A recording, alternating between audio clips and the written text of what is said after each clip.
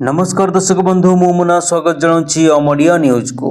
दर्शक बंधु आज जनवरी 7 तारिख मंगलवार आज दिन ओडिशा तथा देश विदेशर ताजा खबर गुड़ी को जानवा चाहूले भिडटी को शेष पर्यंत देखंतु एवं प्रत्येक दिन एही ताजा खबर गुड़ी को जानवा चाहूले चैनल टी को सब्सक्राइब करदेवे एवं वीडियो गुड़ी को भल लगिले लाइक शेयर मध्य करदेवे।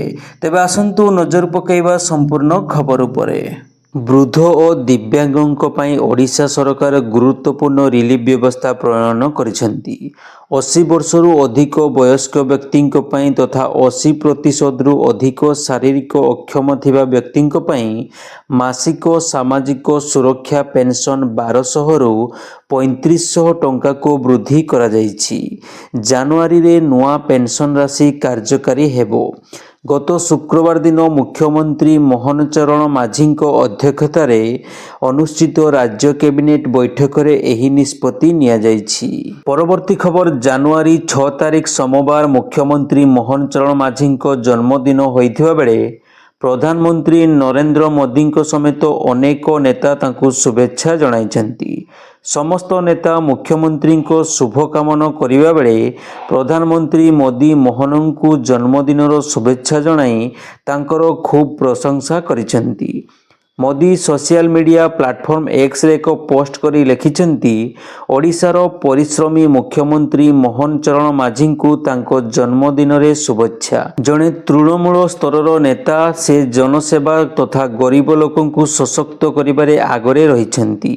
से ओडिशार अग्रगति पई उल्लेखनीय प्रयास करुछंती। परवर्ती खबर बेंगालुरु परे गुजरात रो अहमदाबाद रे ह्यूमन मेटाप्नुमो भाइरस HMP रो एक मामला चिन्हट होइछि।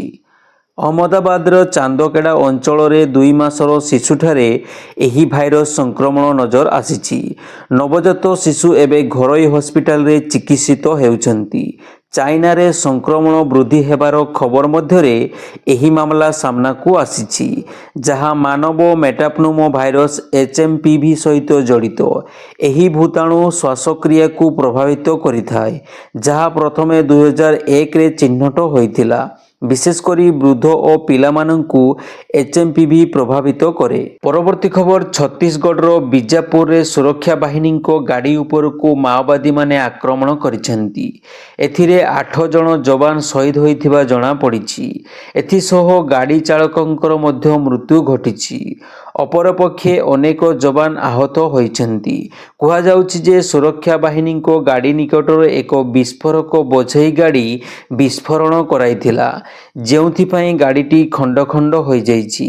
डीआरजी जवान मिलित ऑपरेशन सारी फेरिबा समय रे एही आक्रमण होइछि। तेबे शहीद और आहतों संख्या बढ़ी पारे बोली कुहा जाउछि। परवर्ती खबर रायगड़ा रेल डिविजन भवनर भित्तिप्रस्तर स्थापन करिसेंती प्रधानमंत्री नरेंद्र मोदी। सोमवार दिल्ली रू वीडियो कॉन्फ्रेंस जरिया रे प्रधानमंत्री एहार शिलान्यास करिसेंती। एहा सहित एही अवसर रे मोदी एकाधिक रेल प्रकल्प मध्य उद्घाटन करिसेंती। कार्यक्रम रे नुआ जामू रेलवे डिविजन रो उद्घाटन करिसेंती मोदी। सेहीपरि तेलंगाना चारपाली टर्मिनाल स्टेशन को भी प्रधानमंत्री उद्घाटन करिसेंती। प्रधानमंत्री कहिसेंती एही रेल प्रकल्प द्वारा देशर प्रगति एक नुआ उच्चतारे पहुंचिबो। परवर्ती खबर पुणी वर्षा अनुभव को स्टार वार। फेसबुक पोस्ट रे वर्षा को अनुभव को खोला आह्वान।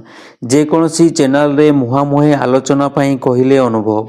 फिल्म जरिया रे मिछ अभियोग आनिबा दरकार नाही बोली अनुभव कहिसेंती।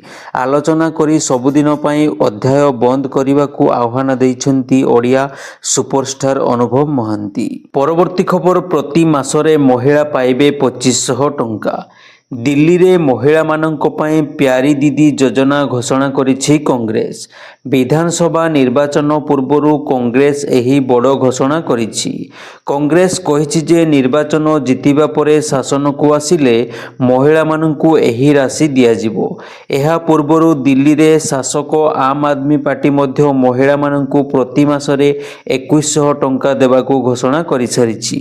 परवर्ती खबर पुरी जिला कृष्णप्रसाद ब्लॉक रे बार्ड फ्लू ଫ୍ଲୁ ସନ୍ଦେହ କରାଯାଉଛି। ବିଭିନ୍ନ କୁକୁଡ଼ା ଫାର୍ମରେ ବହୁ ସଂଖ୍ୟାରେ କୁକୁଡ଼ା ମରିଥିବା ସୂଚନା ମିଳିଛି। ଏହାପରେ କିଛି ସ୍ଥାନରେ କାଉ ମରି ପଡ଼ିଥିବାରୁ ଏହି ଅଞ୍ଚଳରେ ବାର୍ଡ ଫ୍ଲୁ ହୋଇଥିବା ନେଇ ସନ୍ଦେହ କରାଯାଉଛି। ପରବର୍ତ୍ତୀ ଖବର, କଙ୍ଗନା ରାନାୱତଙ୍କ ବହୁ ପ୍ରତୀକ୍ଷିତ ଚଳଚ୍ଚିତ୍ର ଏମର୍ଜେନ୍ସିର ଦ୍ୱିତୀୟ ଟ୍ରେଲର ରିଲିଜ ହୋଇଛି। ଭାରତ ଇତିହାସର ଅନ୍ୟତମ ବିବାଦୀୟ ଅଧ୍ୟାୟକୁ ଲୋକଙ୍କ ସାମ୍ନାକୁ ଆଣିବ ଏହି ଚଳଚ୍ଚିତ୍ର। କଙ୍ଗନା ରାନାୱତଙ୍କ ଦ୍ୱାରା ଲିଖିତ ନିର୍ଦ୍ଦେଶିତ ଏମର୍ଜେନ୍ସିରେ 1975 ମସିହାର ସେହି ଅଶାନ୍ତ ସମୟକୁ ଦର୍ଶାଯାଇଛି ଯେତେବେଳେ ପ୍ରଧାନମନ୍ତ୍ରୀ ଇନ୍ଦିରା ଗାନ୍ଧୀ ଭାରତର ଜରୁରୀକାଳୀନ ପରିସ୍ଥିତି ଘୋଷଣା କରିଥିଲେ। ପରବର୍ତ୍ତୀ ଖବର, ଛତିଶଗଡ଼ ସାମ୍ବାଦିକ ମୁକେଶ ଚନ୍ଦ୍ରକାର ହତ୍ୟା ମାମଲା। ହାଇଦ୍ରାବାଦରୁ ପୁଲିସ ମୁଖ୍ୟ ଅଭିଯୁକ୍ତକୁ ଗିରଫ କରିଛି। 200 ସିସିଟିଭି ଏବଂ 300 ମୋବାଇଲର ନମ୍ବର ଟ୍ରାକିଂ କରିବା ପରେ ପୁଲିସ ମାଷ୍ଟରମାଇଣ୍ଡକୁ ଗିରଫ କରିବାରେ ସଫଳ ହୋଇଛି। ସାମ୍ବାଦିକଙ୍କ ଶବ ବ୍ୟବଚ୍ଛେଦ ପରେ ବଡ଼ ତଥ୍ୟ ସାମ୍ନାକୁ ଆସିଛି। ମୁକେଶକୁ ଅତି ନୃଶଂସ ଭାବରେ ହତ୍ୟା କରାଯାଇଛି। ପରବର୍ତ୍ତୀ ଖବର, ବିହାର ଜନସ୍ୱରାଜ ପାର୍ଟି ଅଧ୍ୟକ୍ଷ ପ୍ରଶାନ୍ତ କିଶୋରଙ୍କୁ ପାଟନା ପୁଲିସ ଗିରଫ କରିବା ପରେ ସିଭିଲ କୋର୍ଟରୁ ଜାମିନ ପାଇଛନ୍ତି। ଗିରଫ ହେବାର 8 ଘଣ୍ଟା ପରେ ପ୍ରଶାନ୍ତଙ୍କୁ ଜାମିନ ମିଳିଛି। ପାଟନାର ଗାନ୍ଧୀ ମଇଦାନଠାରେ ପ୍ରଶାନ୍ତ ଆମରଣ ଅନଶନ ଚଳାଇଥିବା ବେଳେ ସୋମବାର ଭୋର 4ଟାରୁ ପୁଲିସ ତାଙ୍କୁ ଉଠାଇ ନେଇଥିଲା। ବିହାର ଲୋକସେବା ଆୟୋଗ BSCCର 70ତମ ପ୍ରାରମ୍ଭିକ ପରୀକ୍ଷା ବାତିଲ ଦାବିରେ ପ୍ରଶାନ୍ତ ଆମରଣ ଅନଶନ କରୁଥିଲେ। BSCCର 70ତମ ପରୀକ୍ଷା ଆୟୋଜନ ହେବା ପୂର୍ବରୁ ପ୍ରଶ୍ନପତ୍ର ଲିକ୍ ହୋଇଥିବା ନେଇ ଅଭିଯୋଗ ହୋଇଥିଲା। ତେଣୁ ପରୀକ୍ଷା ବାତିଲ କରିବାକୁ ବହୁ ସଂଖ୍ୟକ ଛାତ୍ରଛାତ୍ରୀ ଦାବି କରିବା ସହିତ 2 ସପ୍ତାହ ଧରି ରାଜ୍ୟର ବିଭିନ୍ନ ସ୍ଥାନରେ ବିକ୍ଷୋଭ ଜାରି ରଖିଛନ୍ତି। ପରବର୍ତ୍ତୀ ଖବର, ମଧ୍ୟପ୍ରଦେଶ ଗ୍ୱାଲିୟର ମେଡିକାଲ କଲେଜର ଏକ ବଏଜ ହଷ୍ଟେଲରେ ଜଣେ ଜୁନିୟର ଡାକ୍ତରାଣୀଙ୍କୁ ଦୁଷ୍କର୍ମ କରାଯାଇଥିବା ଅଭିଯୋଗ ହୋଇଛି। ପୀଡ଼ିତାଙ୍କ ଅଭିଯୋଗକୁ ଭିତ୍ତି କରି ପୁଲିସ ଏକ ମାମଲା ରୁଜୁ କରି ତଦନ୍ତ ଆରମ୍ଭ କରିଛି। ପରବର୍ତ୍ତୀ ଖବର, ଦରଦାମ ବୃଦ୍ଧି ପ୍ରତିବାଦରେ ଗତକାଲି ବିଜେଡି ପକ୍ଷରୁ ଆନ୍ଦୋଳନ କରାଯାଇଛି।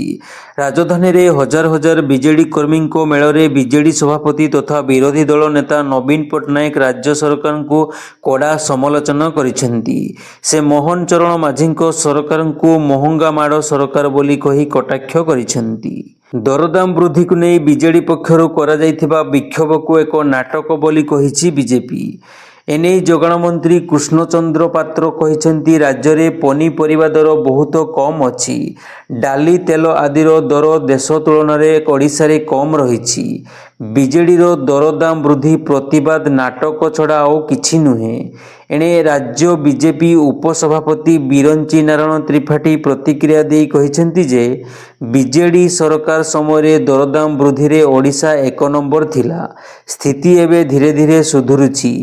ବିଜେଡି ନିଜର ଅସ୍ତିତ୍ୱ ବଜାୟ ରଖିବା ପାଇଁ ବିଜେଡି ଆନ୍ଦୋଳନ କରୁଛି। ପରବର୍ତ୍ତୀ ଖବର, ପାକିସ୍ତାନରେ ସେନା ଯବାନଙ୍କ ଉପରକୁ ଆକ୍ରମଣ ଘଟଣାରେ 47 ଜଣଙ୍କ ମୃତ୍ୟୁ ଘଟିଛି। 30 ଜଣ ଯବାନ ଆହତ ହୋଇଛନ୍ତି। ବଲୁଚ ଲିବରେସନ ଆର୍ମି ମୁଖପାତ୍ର ଏନେଇ ଦାବି କରିଛନ୍ତି। ସେ କହିଛନ୍ତି, ସ୍ଥାନୀୟ ଭାରତୀୟ ସମୟ ସନ୍ଧ୍ୟା 5:45ରେ ଏହି ଆକ୍ରମଣ କରାଯାଇଛି। ତୁର୍ବତ ସହରରୁ 8 କିଲୋମିଟର ଦୂରରେ ଏହି ଆକ୍ରମଣ କରାଯାଇଛି। ଆକ୍ରମଣ ପାଇଁ BLକୁ ଦାୟୀ କରାଯାଇଛି। 2021ରେ ଆଫଗାନିସ୍ତାନରେ ତାଲିବାନ କ୍ଷମତାକୁ ଆସିବା ପରଠାରୁ ପାକିସ୍ତାନ ତା'ର ପଶ୍ଚିମ ସୀମାନ୍ତ ଅଞ୍ଚଳରେ ପୁଣି ଥରେ ଆତଙ୍କବାଦୀ ହିଂସା ବୃଦ୍ଧି ପାଇବାରେ ଲାଗିଛି। ପରବର୍ତ୍ତୀ ଖବର, ନୂଆ ବର୍ଷରେ ନୂଆ ରେକର୍ଡ। ଜାପାନର ଟୋକିଓ ସହରର ମାଛ ବଜାରରେ ପ୍ରତିବର୍ଷ ଭଳି ଆୟୋଜିତ ମାଛ ନିଲାମରେ ଏଥର ଏକ ବଡ଼ ରେକର୍ଡ ସୃଷ୍ଟି ହୋଇଛି। ରବିବାର ଟୋକିଓର ଏହି ମାଛ ବଜାରରେ ବ୍ଲୁଫିନ୍ ଟୁନା ମାଛ ନିଲାମ କରାଯାଇଥିଲା, ଯାହାକୁ 11 କୋଟି ଟଙ୍କାରେ ବିକ୍ରି କରାଯାଇଛି। ଏହି ବିଶାଳ ମାଛର ଫଟୋ ଏବେ ସୋସିଆଲ ମିଡ଼ିଆରେ ଖୁବ୍ ଭାଇରାଲ ହେଉଛି। ଏହି ମାଛର ଓଜନ 276 କିଲୋଗ୍ରାମ ଥିଲା। ପରବର୍ତ୍ତୀ ଖବର, ମଝି ଆକାଶରେ ଖେଳିଲା ଆତଙ୍କ, ବିମାନର ଇଞ୍ଜିନରେ ଲାଗିଲା ନିଆଁ। କୌଣସି ଅଘଟଣ ଘଟିବା ପୂର୍ବରୁ ବିମାନକୁ ଏମର୍ଜେନ୍ସି ଲ୍ୟାଣ୍ଡିଂ କରାଇଲେ ପାଇଲଟ, ଫଳରେ ଅଳ୍ପକେ ବର୍ତ୍ତିଗଲା ଜୀବନ। ଏଭଳି କିଛି ଘଟଣା ଘଟିଛି ନେପାଳର ରାଜଧାନୀ କାଠମାଣ୍ଡୁଠାରେ। କାଠମାଣ୍ଡୁର ତ୍ରିଭୁବନ ଅନ୍ତର୍ଜାତୀୟ ବିମାନ ବନ୍ଦରରେ ବୁଦ୍ଧ ଏୟାରଲାଇନ୍ସର ଏକ ବିମାନ ଜରୁରୀ ଅବତରଣ କରିଛି। ଏହି ବିମାନରେ କ୍ରୁ ମେମ୍ବରଙ୍କ ସହିତ ମୋଟ 76 ଜଣ ଯାତ୍ରୀ ଥିଲେ। ତେବେ ଏହି ଘଟଣାରେ କେହି ମୃତାହତ ହୋଇନାହାନ୍ତି ବୋଲି ସୂଚନା ମିଳିଛି। ପ୍ରତ୍ୟେକ ଦିନ ଏହିଭଳି ତାଜା ଖବରଗୁଡ଼ିକୁ ଜାଣିବାକୁ ଚାହୁଁଥିଲେ ଚ୍ୟାନେଲଟିକୁ ସବସ୍କ୍ରାଇବ୍ କରିଦେବେ ଏବଂ ଭିଡ଼ିଓଗୁଡ଼ିକ ଭଲ ଲାଗିଲେ ଲାଇକ୍ ସେୟାର ମଧ୍ୟ କରିଦେବେ। ତେବେ ଆସନ୍ତୁ